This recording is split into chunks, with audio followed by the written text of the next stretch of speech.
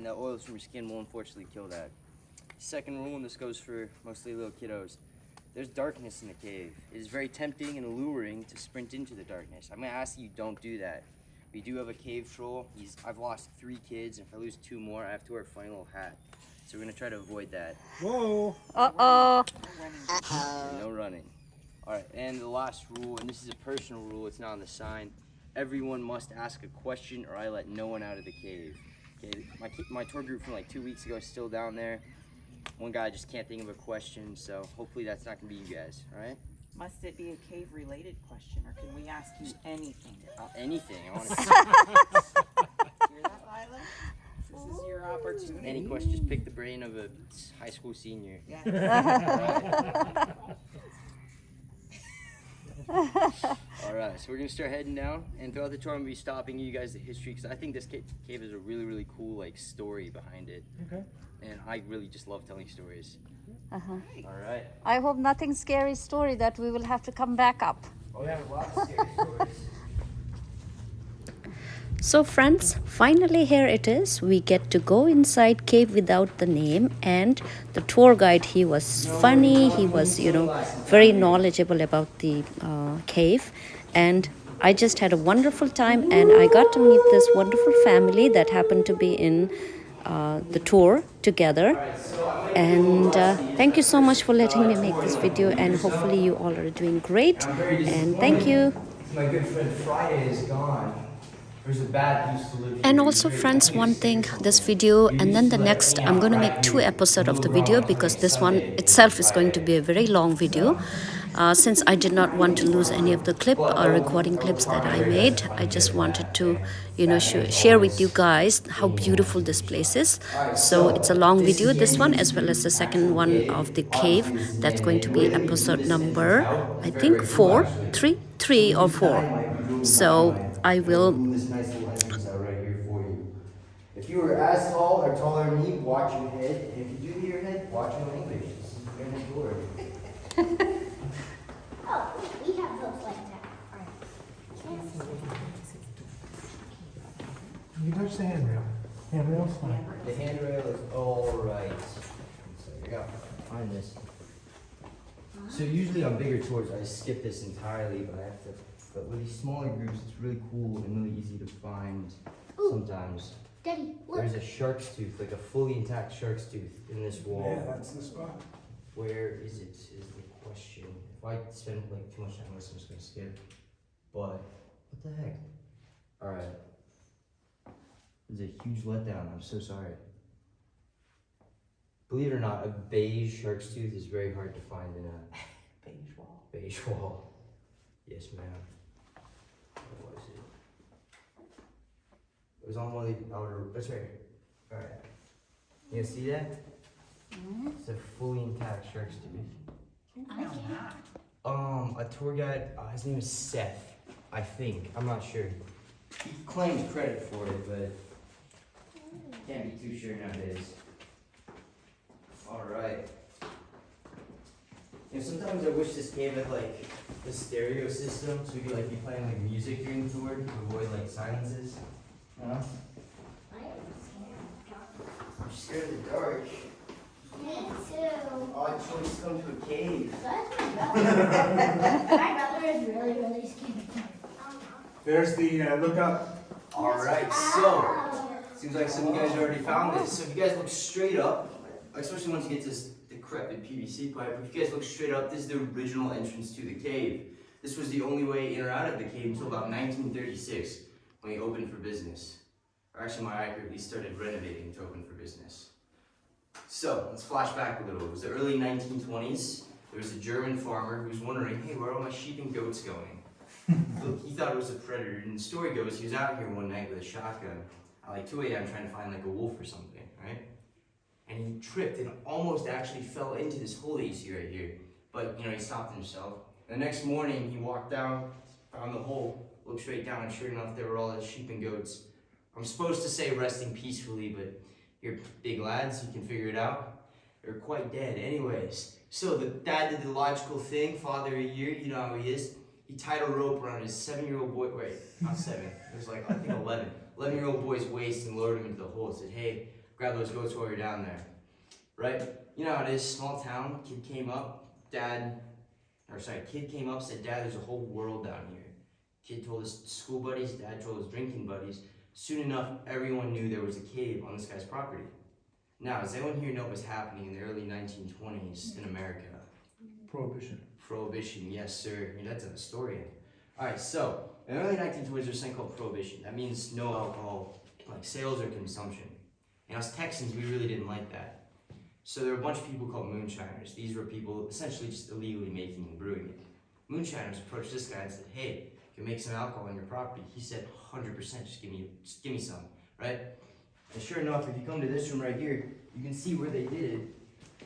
And they thought this would be a really great place to hide out from the law and make their alcohol legally. Oh, wow. Okay. So they created a pretty intricate like roads and pulley system to get down to this point here. But they did stop right here. They cooked right here, this up to till. I don't know if you guys know this, but the process of making whiskey actually requires a wood burning stove.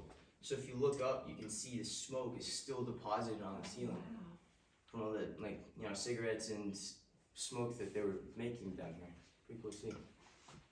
Alright, now keep in mind, they did stop right here because back in the day this looks like the gates of HE double hockey sticks to them. It was not something they wanted to go down. They thought, let's just cool order ahead, not test our luck.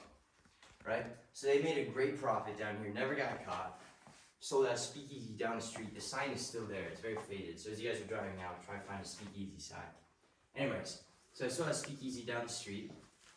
And then when Prohibition ended, they thought, okay, we don't really like it in this cave, let's go cook somewhere more professionally. So they came out of the cave and went up and, got out of here, because it's a cave. It's not a very fun place to be. Unless you're us, then it's a super fun place to be. Anyways, enter the McGrath siblings. There were 3 siblings. How old are you? 9. You're 9? Oh my gosh, I just realized you guys are kind of a spitting image. So, the McGrath siblings. They had a really rich a really rich dad who married a country girl. And so the country girl, she wanted her kids to grow up in the country. So they bought a place down here. Actually, it was their neighbors. So these people's neighbors kind of acted like a summer home. And then almost all the family got sick, except for 3 siblings. I'm not even making this up. This isn't part of the lore of the cave. This is real. And their names were James, Harold, and Mary. Mary was the youngest at 7 years old, and it was James and Harold who was 11 and 14. So they're all really, really young kids. And kids are curious.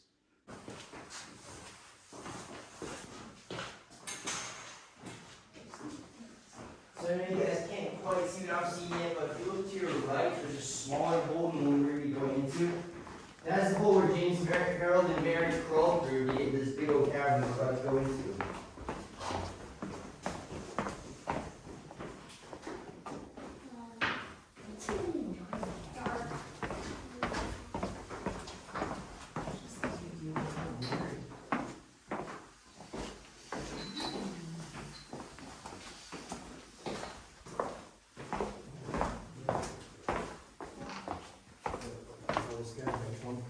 Oh, wow. He's the guy right there. He's always there. So he's not there right now, which sucks. But we're gonna find another one pretty soon. Wow. Right now, so a lot of you are wondering why is it so dark in parts of the cave?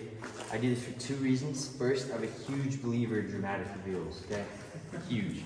The second is we are in a 100% humidity environment, and light plus heat, these lights give off heat, and light plus heat plus humidity makes this stuff right here. So we try to avoid keeping the lights on as much as possible.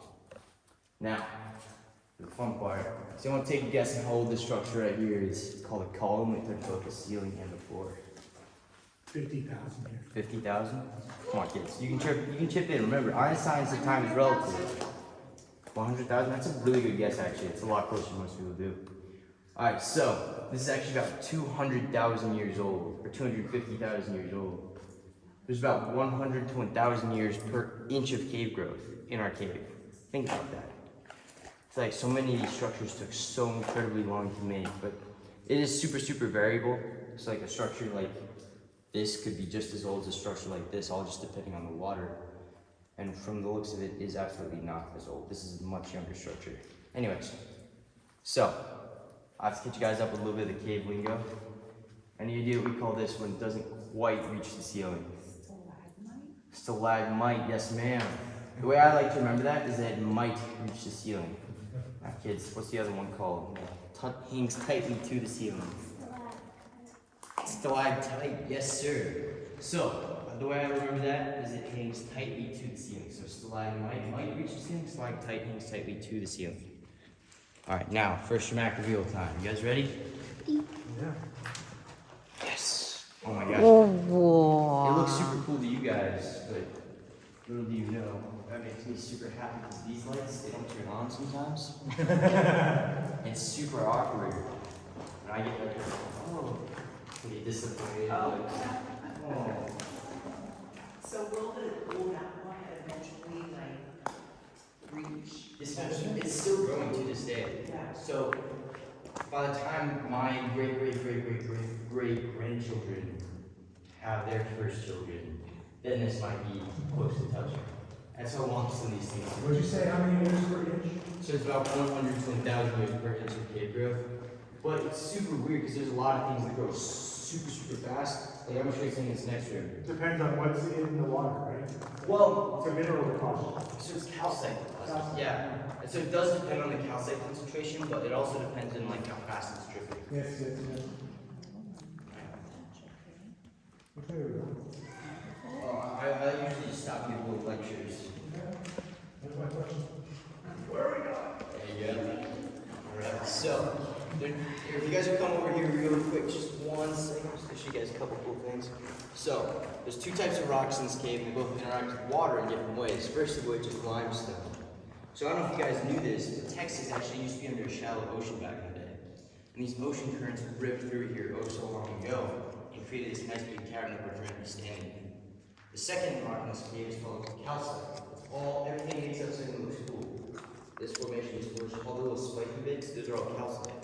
So if it's not super smooth, then it's probably calcite. It's a good way to move it. And so the way that these form is they're dripping. So every time a drop of water hits the ground in the cave, it either just kind of drills a hole in the ground, or if it's calcite, it sticks to calcite. Because every drop of water that comes in this cave is just a tiny bit of calcite in it. And Gabriel, what do you think happens when a drop of water has a little bit of calcite in it, drips onto this calcite structure? Oh yeah, and calcite sticks to itself. It really likes sticking to itself. Does it get bigger or smaller? Calcite drips on it and it sticks. Is it gonna? Think of it like Legos over time, just bigger, yes sir, but not very much, just a tiny bit bigger. And then over hundreds of thousands of years, it gets a lot bigger and it looks like this. So it takes a very long time. Now, this first room for a second room we're going to be going into is called the food court room. I brought back, if you're not hungry, you may be hungry, but if you are hungry like me, it's not going to be a fun time. Also, there's a lot of very terrible jokes, so just brace yourselves. How do you find your density? So right now, I think we're about it's like 85 feet, and because I know back there we're 100 feet, so that Okay. 85 to 95, I would say, roughly. So they bring out something called ground penetrating radar, and so this cave has been studied a whole bunch by like universities, and so at certain spots I know exactly how deep we are, but in general I'd say we're about 95 feet. Our kids watching like this kid is. Dad, watch your head. There's something right there. Roger, buddy. It's a nice little right in, okay? Alright, so what breakfast food does this look like to you guys? Fried egg. You got it, that's great. Yes, this is our cave fried egg. For those of you concerned with ethics, do not worry, we do have a cage free right over here. Oh, that's a good one. Yeah, thank you. Alright, one cool bit of trivia for you. This structure is actually about 5 times older than this one right here. That just shows how fast some of these things can grow. So, right here, this structure, it's been growing for about 500 years. And it hasn't seen much growth. which to me is pretty crazy because it should have seen a lot more. But one day, both of these will look like this. And this is still a stalagmite, by the way. If you put your like chin down and kind of look under it, it has not touched the ceiling. Scary thing, it will not touch the ceiling in any of our lifetimes. Oh, wow. Alright, so this one right here, this growing stalagmite, this infant stalagmite, it's actually only about 83 years old. It actually grew on top of the original concrete. And this is super, super rare, but this did have a little help. So, some clumsy guy knocked one of these off. And this is the working theory, this is what a bunch of scientists have told me. Knocked one of these off and it hit the ground, because calcite can't grow just from nothing. It has to be attached to calcite. And so one of these cracked on the ground right here. And over time, the water droplets, they sort of built on top of that broken off piece. See, another one just hit, just grew a tiny little bit more. And so over time, this will grow and eventually meet these right up here. All right, now, boring stuff is out of the way. What do we like with our eggs in the morning? I don't say hash browns. There's nothing in here that looks like that. Bacon? Bacon, yes ma'am. We do some cave bacon right over here. A little bit more right up here. We had eggs and bacon for breakfast. Hey, what else? What else? Sourdough? Yes, sourdough. Sourdough? Think about that You one. just gotta use your imagination, you know? I call it cave watching.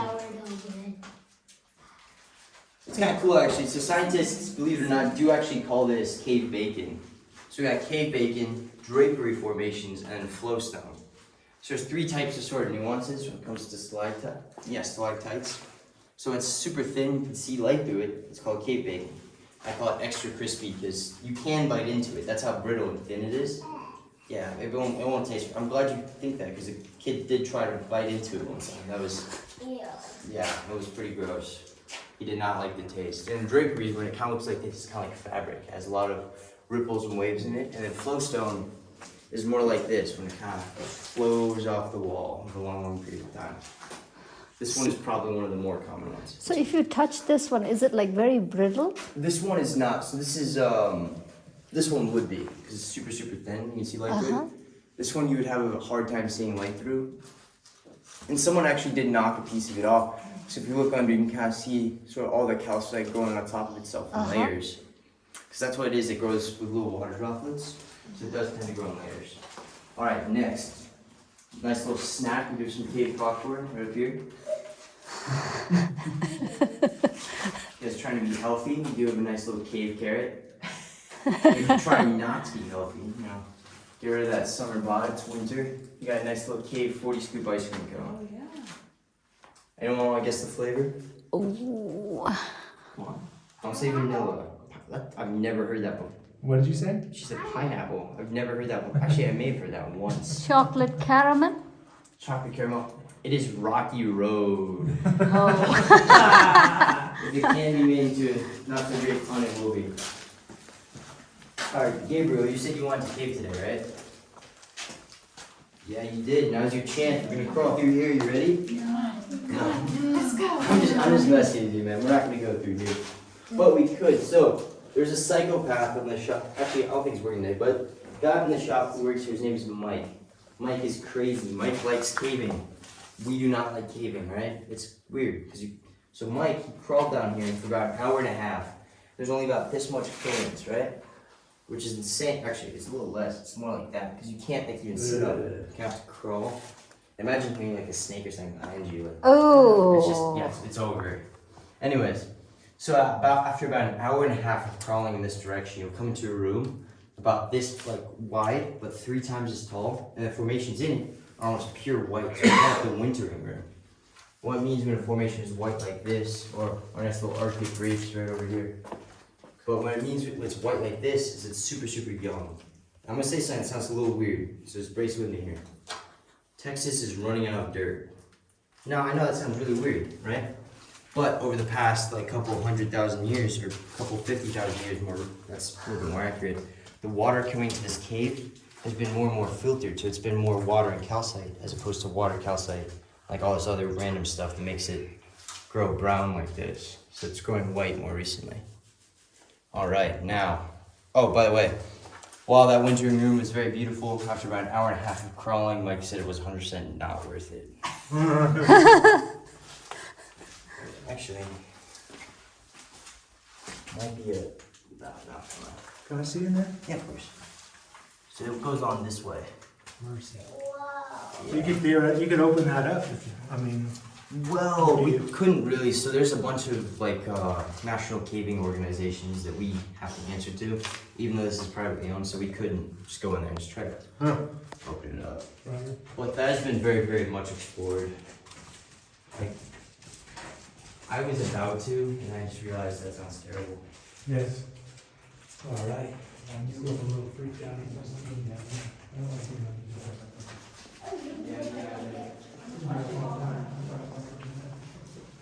In here, I like it. It's nice and wide open. But I get that definitely. It gets really, really scary.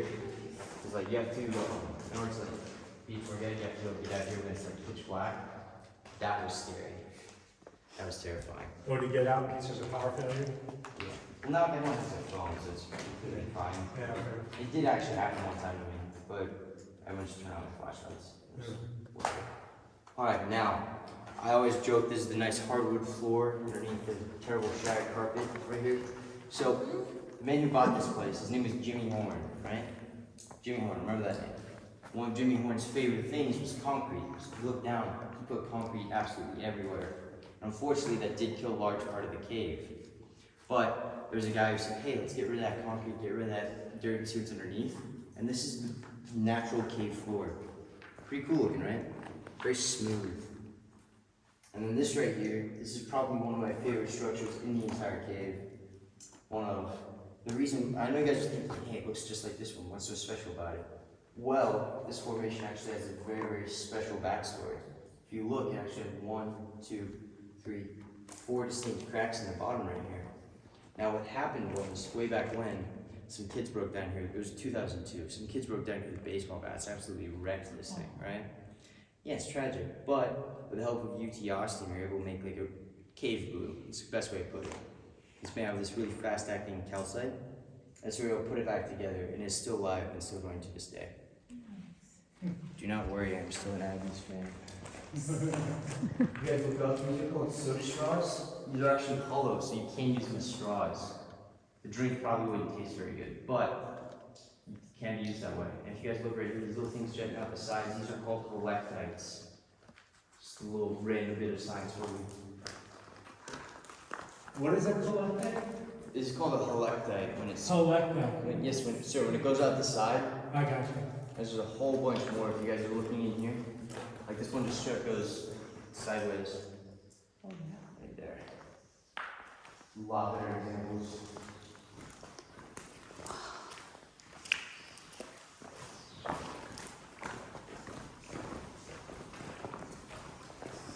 Right here behind the entrance door. Right here, this little golden bit right here. Oh, yeah. There's a lot more. Sparkles on the wall. A lot more of that right here. I'm gonna be honest with you guys, I'm not entirely sure this is actually fool's gold. So there's a little bet going between me, this guy named Seth, and Mike. Mike thinks it's not, but me and Seth think it is. Alright, now to the question a lot of your minds. How did this cave get its lack of a name? So, the story goes that Jimmy Horn bought the place. He spent about 2 years renovating, putting in these stairs, putting all this concrete and the lights, right? He realized he had not named the cave. He had a name for everything else, like the Cave Eagle, right here. And this, I named this one, the Cave Dirty Towel, right? He had a name for everything but the cave itself. So, what he decided to do is, under his wife's advice, he went to a little place called Crankton Elementary. You guys know that? It's an elementary school right around here. He offered to give the kids a free tour. He said, hey, best name, you get to name the cave, and I'll give you $300, which back then, that's like giving a kid $3,000. That was a lot of money. And one kid, after seeing this room, said, sir, this cave is too beautiful for a name. Hence, gave that.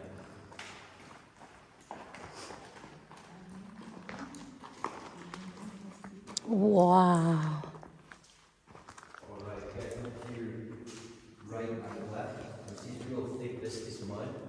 This is what Mary and her siblings had to walk through. Can you guys imagine walking Very deep in these holes ago.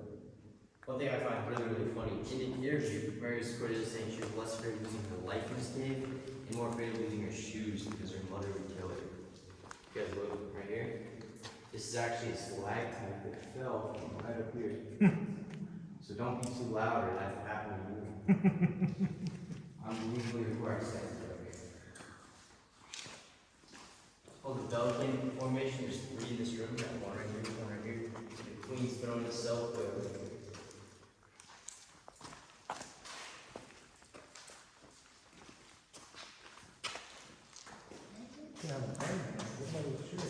Grows, so water flows into the top and the water will get all over. That's a good question. We call this your cave igloo. Got some nice little sparkly sides over here. So the reason called the igloo is 2 reasons. One, because it's a nice entrance. And then 2, this crystallized calcite on the sides makes it kind of look like snow, right? One thing this crystallized calcite does though, is it actually also means that this formation died. But it's a happy death because it died naturally. This is what it looks like when a formation dies because of human touch. You can see it's kind of ugly.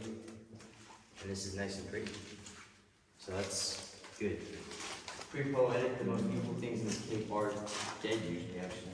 So the oils in the skin make a barrier over the calcite, and then it'll no longer stick to it. It'll no longer grow, and it just kind of turns this like really dark reddish hue. And this right here, kids, this is my good friend Bob. Bob was a bobcat about 100 years ago.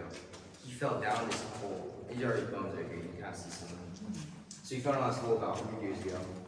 And cats are really good at surviving the falls, right? So he managed to like walk around for a long, long time before he realized there's just not that much food here. So unfortunately, he did pass away. But there's a lot of water, so that's good. Now, right here, we call this piece of modern art. We call it that 'cause everyone has a different opinion on what it looks like. Any ideas, kids? Or adults? Marshmallow. Marshmallow?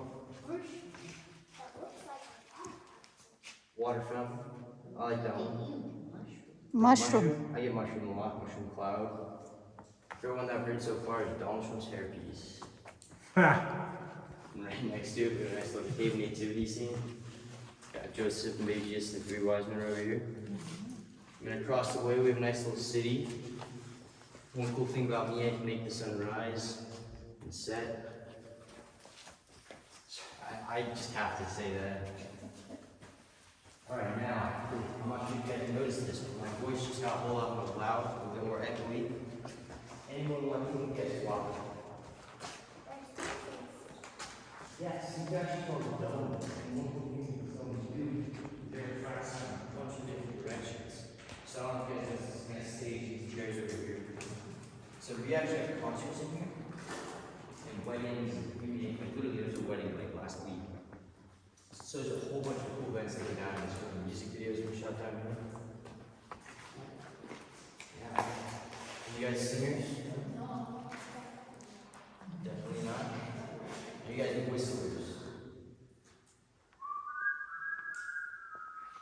Doesn't that sound cool? Hello.